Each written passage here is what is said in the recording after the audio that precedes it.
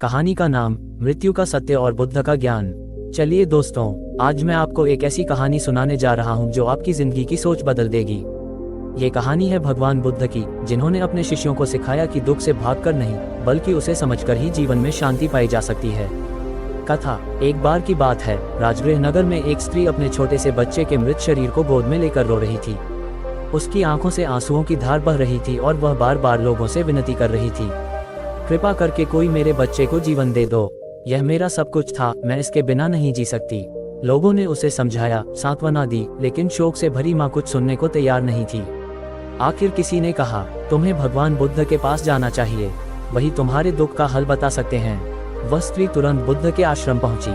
उसके कदम कांप रहे थे, आंखें लाल थीं और हृदय दुख से भरा हुआ था। वह बुद्ध के चरणों में गिर पड़ी और बोली, भगवान, आप दया के सागर हैं, मेरे बच्चे को जीवन दे दीजिए, मैं इसके बिना जी नहीं सकती। बुद्ध ने उसकी ओर गहरी दृष्टि से देखा। उनकी आंखों में करुणा थी, पर शब्द शांत थे। उन्होंने कहा, ठीक है, मैं तुम्हारे बच्चे को जीवन दूंगा, लेकिन पहले तुम्हें एक काम करना होगा। जाओ और नगर में ऐसा घर ढूंढ कर आओ जहाँ कभी किसी की मृत्यु न हुई हो। वहाँ से मुझे सरसों के कुछ दाने ला कर दो, फिर मैं तुम्हारे बच्चे को जीवित कर दूंगा। नगर की यात्रा। वह स्त्री आशा से भरकर नगर में भागी। पहले घर में उसने दरवाजा खटखटाया। क्या आपके घर कभी किसी की मृत्यु नहीं हुई? घर वालों ने कहा, हमारे पिता का देहांत हो चुका है। वह निराश हुई और आगे बढ़ी। दूसरे घर पहुंची।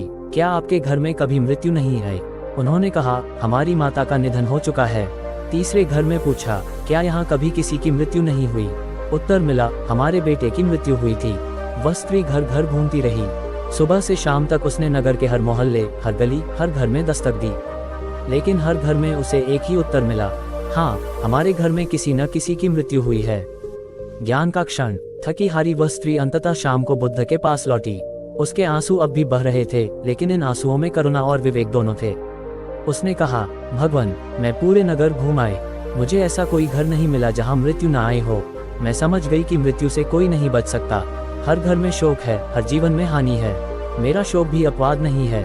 बुद्ध ने शांत स्वर में उत्तर दिया, हाँ, यही सत्य है। मृत्यु जीवन का हिस्सा है। जो आया है वह जाएगा। जितनी जल्दी हम इसे स्वीकार कर लेते हैं, उतनी जल्दी हमारा शोक समाप्त हो जाता है।